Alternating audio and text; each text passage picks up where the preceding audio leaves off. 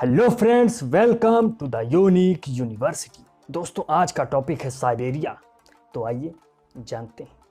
यह एक रूस का बहुत ही बड़ा भाग है जिसमें लगभग उत्तर एशिया आता है। सन 1971 तक यह सोवियत संघ का भाग हुआ करता था। साइबेरिया का क्षेत्रफल 131 लाख वर्ग किलोमीटर है, जो कि भारत के 4 गुना से भी अधिक है। परंतु यहाँ के मौसम की सही स्थिति न होने के कारण यहाँ सिर्फ 4 करोड़ लोग ही रहते हैं। साइबेरिया की सीमाएं कजाकिस्तान, मंगोलिया और चीन से लगती हैं।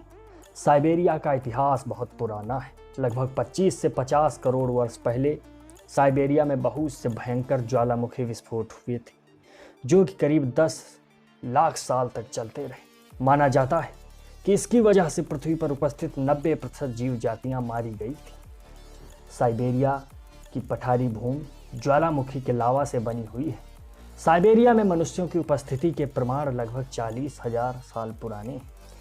समय समय पर यहाँ कई जातियाँ बस गईं या उपस्थित हुईं, जैसे मैनॉन, ननात, इवेंक, हूर, स्किपी और उइगुर शामिल हैं। 13वीं सदी में साइबेरिया पर मंगोल का कब्जा हो गया था। 14वीं सदी में एक स्वतंत्र साइबेरियाई सल्तनत स्थापित हुई। यहाँ पर मंगोल रूस पर भी आक्रमण करते थे।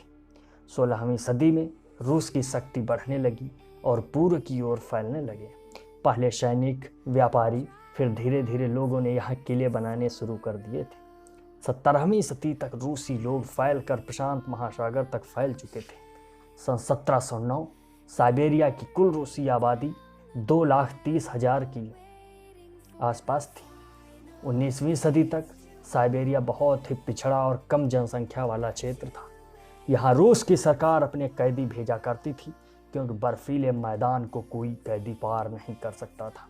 1891 से 1916 के काल में ट्रांस साइबेरियाई रेल मार्ग बना, जिसने रूस की औद्योगिकी से साइबेरियाई को जोड़ा तथा समय के साथ साथ साइबेरिया की आबादी बढ़ती गई।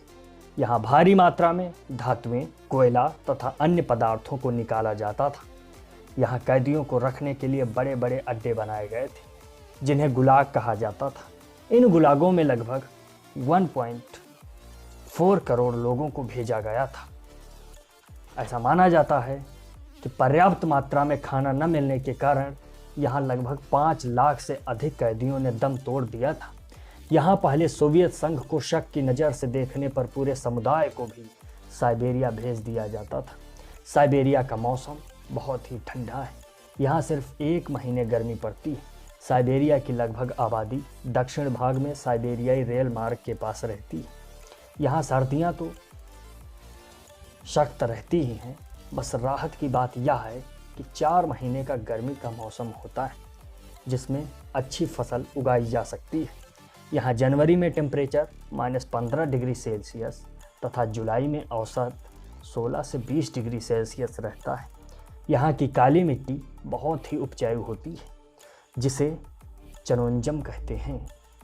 साइबेरिया के ओपियाकोन शहर में -71.20 डिग्री सेल्सियस तक का टेम्परेचर देखा गया है, जिसके कारण इसे दुनिया का सबसे ठंडा शहर का नाम दिया गया है।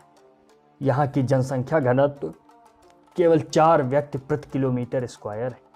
यहाँ के अधिकतर लोग रूसी हैं और कुछ यूक्रेनियाई हैं, जो कि अब रूसी हैं। यहाँ लगभग 4 लाख लोग जर्मन मूल के हैं, वो भी अब रूसी हैं। रूस का हिस्सा 17वीं शताब्दी में हुआ था, तभी यहाँ लोग आए। उसके पहले यहाँ बहुत सी जनजातियाँ रहती थीं, जिनके वंशज आज भी हैं। इनमें बुर्यात, तुआई, याक्रत और साइबेरियाई ततार लोग शामिल हैं। याकूतों और बुर्यातों की संख्या 4-4 लाख से अधिक है। यहाँ कुछ आदिवासियों की छोटी छोटी आबादी भी है, जैसे केत, इवेक, चकची, कोरियाक, युकाग्रीर वगैरह वगैरह। ट्रांस साइबेरियाई रेल मार्ग 9,289 किलोमीटर लंबा है और इस पर यात्रा करने में 8 दिन का समय लगता है। यह रूस के शाही ज़माने 1897 से 1916 के बीच बनाया गया था। इस रेल मार्ग से यहाँ की आबादी तथा विकास में बहुत योगदान रहा है तथा इस रेल मार्ग द्वारा हजारों सैलानी प्रतिवर्ष साइबेरिया की सैर करते हैं। इसकी यात्रा बहुत ही अनूठा और आनंदमय अनुभव प्रदान करती है। रूसी भाषा में इस मार्ग को तांसबिस कायामा मागिस्ताला कहा जाता है। तो दोस्तों, मज़ा आया? नहीं आया? ओ सॉरी, खैर कोई बात नहीं, सब्सक्राइब कर लो, अगली बार आएगा।